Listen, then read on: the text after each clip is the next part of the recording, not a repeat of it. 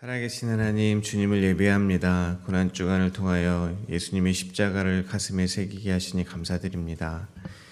이 시간 어제의 날을 자복하며 회개의 기도를 드립니다. 저희들의 관계를 돌아봅니다.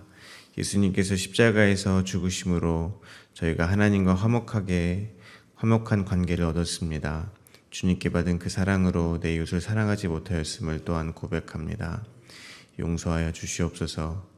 그러나 언제나 저희를 사랑으로 돌보아 주시는 주님을 찬송합니다.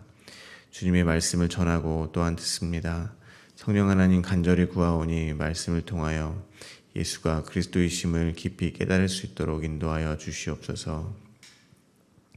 예수 그리스도의 이름으로 기도하오며 전능하사 천지를 만드신 하나님 아버지를 내가 믿사오며 그 외아들 우리 주 예수 그리스도를 믿사오니 이는 성령으로 잉태하사 동정녀 마리아에게 나시고 본디오 빌라도에게 고난을 받으사 십자가에 못 박혀 죽으시고 장사한 지 사흘 만에 죽은 자 가운데서 다시 살아나시며 하늘에 오르사 전능하신 하나님 우편에 앉아 계시다가 저리로서 산 자와 죽은 자를 심판하러 오시리라. 성령을 믿사오며 거룩한 공예와 성도가 서로 교통하는 것과 죄를 사하여 주시는 것과 몸이 다시 사는 것과 영원히 사는 것을 믿사옵나이다. 아멘. 말씀을 나누겠습니다. 오늘 저희들에게 주신 하나님의 말씀은 누가복음 23장 33절에서 43절까지 말씀입니다. 저 여러분이 한 절씩 교독하겠습니다. 해골이라 하는 곳에 이르러 거기서 예수를 십자가에 못 박고 두 행악자도 그렇게 하니 하나는 우편에 하나는 좌편에 있더라. 이에 예수께서 이르시되 아버지 저들을 사하여 주옵소서. 자기들이 하는 것을 알지 못함이니이다 하시더라. 그들이 그의 옷을 나눠 제비 뽑을세. 백성은 서서 구경하는데 관리들은 비웃어 이르되 저가 남을 구원하였으니 만일 하나님이 택하신 자 그리스도면 자신도 구원할지어다 하고 군인들도 희롱하면서 나와 신 포도주를 주며 이르되 내가 만일 유대인의 왕이면 내가 너를 구원하라 하더라. 그의 위에 이는 유대인의 왕이라 쓴 패가 있더라. 달린 행악자 중 하나는 비방하여 이르되 내가 그리스도가 아니냐 너와 우리를 구원하라 하되 하나는 그 사람을 꾸짖어 이르되 내가 동일한 정죄를 받고서도 하나님을 두려워하지 아니하느냐. 우리는 우리가 행한 일에 상당한 보응을 받는 것이니 이에 당연한 거니와 이 사람이 행한 것은 옳지 않은 것이 없느니라 하고 이르되 예수여 당신의 나라가 임할 때 나를 기억하소서 하니 함께 읽겠습니다. 예수께서 이르시되 내가 진실로 내게 이르노니 오늘 내가 나와 함께 낙원에 있으리라 하시니라. 아멘. 빌라도는 군중의 뜻대로 예수님께 사형을 언도했습니다. 그들은 예수님을 이끌고 해골이라는 곳으로 십자가에 처형하기 위해서 끌고 갔습니다. 예수님은 십자가를 지고 가시면서도 계속해서 채찍질을 당하셨습니다. 예수님의 이런 처참한 모습을 보고 많은 백성들이 구경 삼아 따라다녔습니다. 그 중에 많은 여인들이 예수님을 보고 가슴을 치며 슬피 울었습니다. 예수님은 그들을 보며 예루살렘의 딸들아 나를 위하여 울지 말고 너희와 너희 자녀를 위하여 울라고 하셨습니다. 왜냐하면 심판의 날이 이를 것이기 때문입니다. 오늘 본문에서 예수님께서 해골이라 하는 곳에 이르러 좌우 죄인들 사이에서 십자가에 못 박히셨습니다. 오늘 본문은 세 문맥으로 나누어 묵상하겠습니다. 첫 번째 문맥입니다. 첫 번째 문맥은 33절부터 34절입니다. 예수님과 함께 두 행악자가 십자가에 못 박혔습니다. 그리고 예수님은 하나님께 그들을 용서해 달라고 기도하셨습니다. 두 번째 문맥입니다. 두 번째 문맥은 35절부터 38절입니다. 예수님의 머리 위에는 유대인의 왕이라 쓴 패가 걸렸습니다. 그리고 십자가에 달리신 예수님을 백성과 관리들 그리고 군인들이 희롱합니다. 세 번째 문맥입니다. 세 번째 문맥은 39절부터 43절입니다. 달린 행악자 중 한 명은 예수님께 긍휼을 구합니다. 그리고 예수님께 구원의 약속을 받았습니다.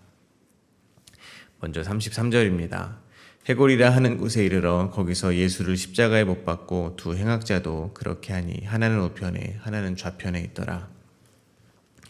예수님은 해골이라 하는 곳으로 끌려가셨다고 기록되어 있습니다. 하지만 이곳의 정확한 위치는 알려진 바가 없습니다. 다른 사형수들과 함께 처형을 당한 것으로 보면 로마군의 공식적인 처형 장소로 보입니다. 또한 성 밖의 무덤 근처였을 것으로 다만 추정할 뿐입니다. 왜냐하면 이곳에서 해골이 많이 발견되었기 때문에 해골이라는 지명이 붙여졌을 가능성이 크기 때문입니다. 이를 통해서 주님이 오신 이 세상의 실체에 대해서 다시 한번 생각하게 됩니다. 로마서 3장 23절은 모든 사람이 죄를 범하였다고 기록합니다. 더 나아가 창세기 6장 5절에서는 사람의 죄악이 이 세상에 가득하고 사람이 마음으로 생각하는 모든 계획과 생각이 항상 악하다고 했습니다.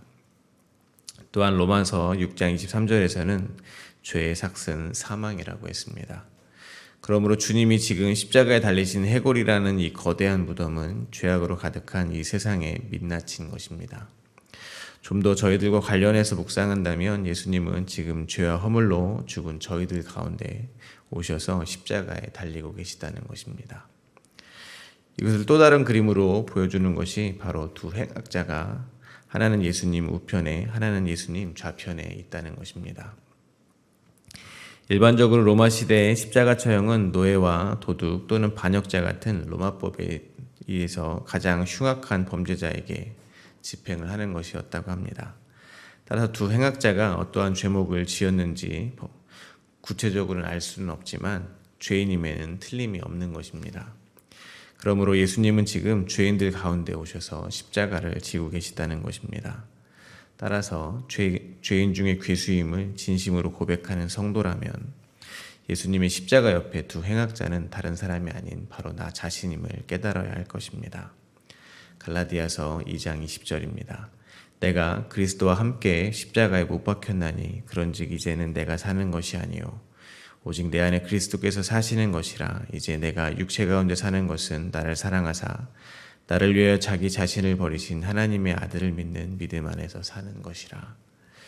그러므로 예수님 좌편과 우편의 자리는 세베대의 아들 야고보와 요한이 기대하고 상상했던 것처럼 우의정, 좌의정의 자리가 아님을 잊으시면 안 될 것입니다.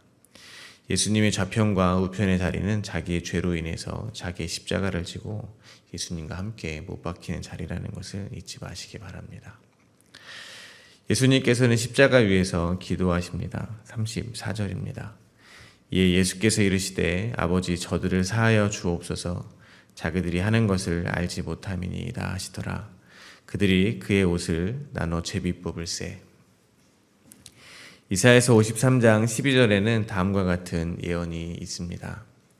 그러므로 내가 그에게 존귀한 자와 함께 몫을 받게 하며 강한 자와 함께 탈취한 것을 나누게 하리니 이는 그가 자기 영혼을 버려 사망에 이르게 하며 범죄자 중 하나로 헤아림을 받았음이니라. 그러나 그가 많은 사람의 죄를 담당하며 범죄자를 위하여 기도하였느니라. 이사야 선지자가 예언한 대로 예수님은 강도 사이에서 범죄자로 취급을 당했습니다. 그리고 그것은 기록된 바와 같이 많은 사람의 죄, 즉 저희들의 죄를 담당하기 위해서였습니다. 그리고 예수님께서는 이사야 선지자의 예언대로 범죄자를 위하여 기도하고 계시는 것입니다. 저들을 용서해 달라는 것입니다. 그들이 하는 것을 그들이 모르기 때문이라는 것입니다. 마찬가지로 저희는 저희가 무슨 일을 하는지 다 모릅니다. 저희가 하는 일이 때때로 옳은 일일 수 있습니다. 하나님께서 기뻐하시는 일일 수 있다는 것입니다. 그러나 나는 정말 옳다고 생각했는데 그것이 예수님을 핍박하는 일이 될 수도 있다는 것입니다. 다메섹 도상에서 사도 바울에게 예수님은 왜 자기를 박해하냐 물었습니다. 사도행전 9장 4절과 5절입니다. 땅에 엎드려져 들음에 소리가 있어 이르시되 사울아 사울아 내가 어찌하여 나를 박해하느냐 하시거늘 대답하여 주여 누구시니이까 이르시되 나는 내가 박해하는 예수라. 방금 읽어드린 구절에서 어찌하여 나를 박해하느냐의 박해하다를 사전에서 찾아보면 달려가다라는 뜻이 함께 있습니다. 그리고 이 단어는 빌립보서 3장 14절에서 다음과 같이 쓰였습니다. 표대를 향하여 그리스도 예수 안에서 하나님이 위에서 부르신 부름의 상을 위하여 달려가노라. 그러니까 사도 바울께서 다메섹 도상에서 예수님을 만나기 전 하나님을 위해서 하는 일이라 굳게 믿고 달려가던 그 열심이 바로 하나님을 핍박하는 일이었던 것을 사도 바울은 전혀 몰랐던 것입니다.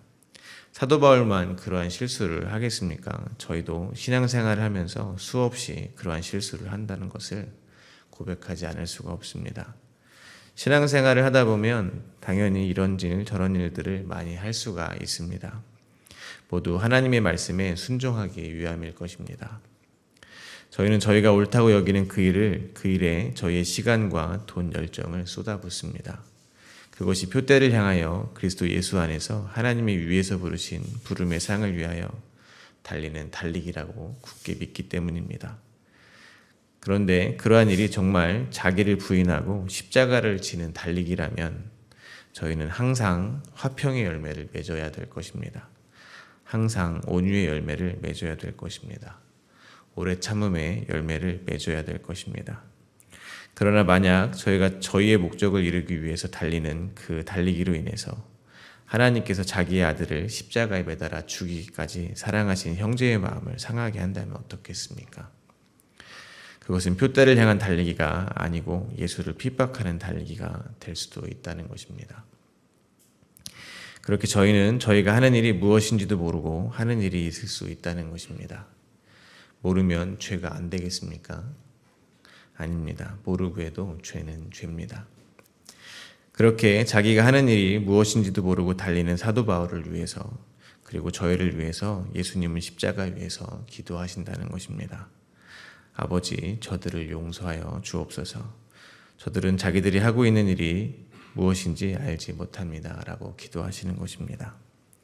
그러므로 저희는 항상 겸손해야 할 것입니다. 그리고 저희들이 하는 모든 일의 기준을 이웃을 내 몸과 같이 사랑하는 것으로 삼아야 할 것입니다. 내 이웃, 내 형제는 하나님께서 자기 아들을 십자가에서 죽이기까지 사랑한 하나님의 형상이기 때문에 그렇습니다. 하나님이 가장 기뻐하는 것은 내 이웃을 내 몸과 같이 사랑하는 것임을 잊지 마시기를 바랍니다. 그리고 그 이웃은 아직 만나지도 못한 어떤 사람들이 아닙니다. 지금 나와 함께 있는 나의 가족이며 나의 직장 동료이고 함께 예배하는 내 옆에 성도들이라는 사실을 잊지 마시기를 바랍니다. 또한 이웃과의 관계 속에서 혹 그들이 나를 힘들게 할 때 예수님과 같은 마음을 갖게 되시기를 바랍니다. 그들은 지금 자기가 하는 말과 행동이 나를 힘들게 하는 것인지 잘 몰라서 저런 말을 했을 것이다, 저런 행동을 했을 것이다 하고 피차 너그럽게 이해하고 용납하게 되시기를 바랍니다. 저희가 하나님께 용납받은 것처럼 말입니다. 십자가에 매달리신 예수님을 사람들은 조롱합니다. 35절부터 38절입니다. 백성은 서서 구경하는데 관리들은 비웃어 이르되 저가 남을 구원하였으니 만일 하나님이 택하신 자 그리스도이면 자기도 구원할지어다 하고 군인들도 희롱하면서 나와 신포도주를 주며 이르되 내가 만일 유대인의 왕이면 내가 너를 구원하리라 하더라. 그 위에 이는 유대인의 왕이라 쓴 패가 있더라. 예수님께서는 다윗이 시편으로 예언한 대로 조롱을 받았습니다. 군인들은 예수님의 옷을 나눠 제비 뽑았습니다. 요한복음에 의하면 겉옷은 4조각으로 나누어 가져갔고 통으로 짜여 있는 속옷은 제비를 뽑았습니다. 한마디로 예수님은 지금 시로라기 하나 걸치지 않은 채로 십자가에 매달려 계시다는 것입니다. 그것을 백성들은 서서 구경하고 관리들은 비웃었습니다. 군인들은 희롱했습니다. 그들은 마귀가 예수님을 시험하듯 시험합니다. 예루살렘 성전 꼭대기로 예수님을 데리고 가면 만일 하나님의 아들이거든 여기서 뛰어내리라 시험했던 것처럼 그들은 예수님을 시험합니다. 예수님이 하나님의 택하신 그리스도라면 십자가에서 뛰어내려 보라는 것입니다. 광야의 시험을 마치고 얼마 동안 떠났던 마귀가 다시 돌아왔습니다. 예수님을 다시 시험합니다. 그리고 또 얼마 동안 떠났던 마귀는 성도들에게 동일한 시험을 하게 되는 것입니다. 신앙생활을 통해서 자기를 증명해 보라는 시험입니다. 특히 저 같은 사역자들은 이러한 시험이 큽니다. 며칠 전에 제가 늘 교제하는 친구와 이런 이야기를 나눈 적이 있습니다. 그 친구도 교회를 개척한 목사님입니다. 그래서 저희의 주제는 항상 지난주에 각각 자기 교회에서 전하고 나눈 하나님의 말씀이 될 때가 많습니다. 성도님들과 진리로 교제한 이야기들을 자랑하듯 나눕니다. 어떻게 설교를 준비했고 설교를 어떻게 해나갔는지 나눕니다. 그러면서 격려도 해주고 위로도 해주었습니다. 왜냐하면 저희들의 나눔 속에는 항상 저희가 얼마나 위선자인지를 고백하기 때문에 그렇습니다.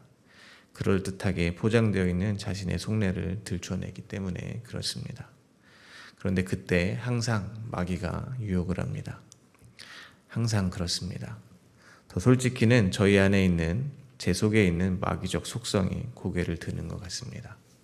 죄인된 저의 본성이 드러나는 것 같습니다.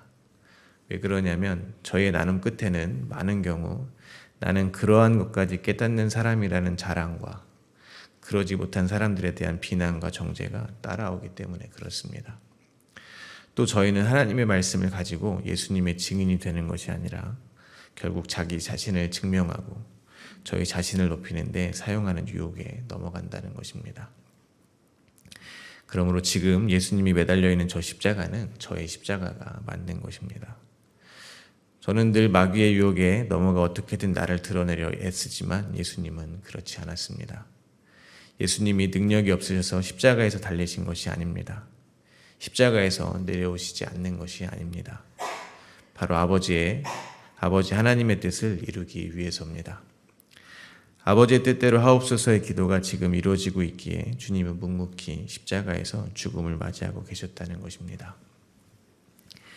백성들은, 관리들은, 군인들은 여전히 힘있는 메시아를 기대하기에 예수님이 슈퍼히어로처럼 십자가에서 내려오기를 바랬습니다.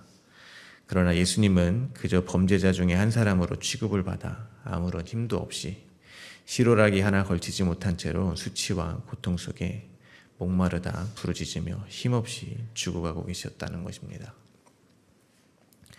따라서 저희는 지금 어떤 메시아, 어떤 예수 그리스도를 바라고 있는지 돌아보게 되기를 바랍니다.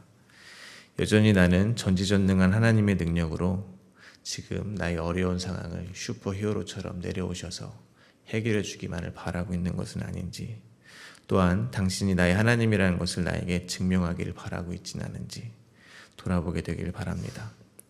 아니면 하나님의 말씀에 죽기까지 순종하는 어린 양으로 오신 예수님을 바라는 것은 바라는지 돌아보게 되시기를 바랍니다.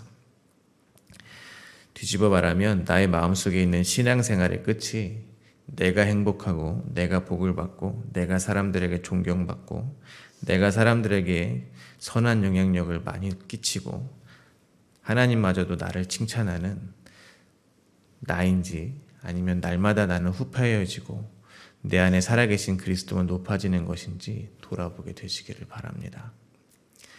그러나 성령의 도움이 없이는 이 세상 그 누구도 십자가에서 죽어가는 예수님을 보고 주라 시인할 수가 없음을 또한 알 수 있습니다. 함께 달린 행악자 중에 하나가 갑자기 예수님을 주라 시인합니다.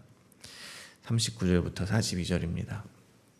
달린 행악자 중 하나는 비방하여 이르되 내가 그리스도가 아니냐, 너와 우리를 구원하라 하되, 하나는 그 사람을 꾸짖어 이르되 내가 동일한 종죄를 받고서도 하나님을 두려워하지 아니하느냐, 우리는 우리가 행한 일에 상당한 보응을 받는 것이니 이에 당연하거니와 이 사람이 행한 것은 옳지 않은 것이 없느니라 하고 이르되 예수여 당신의 나라에 임하실 때 나를 기억하소서 하니.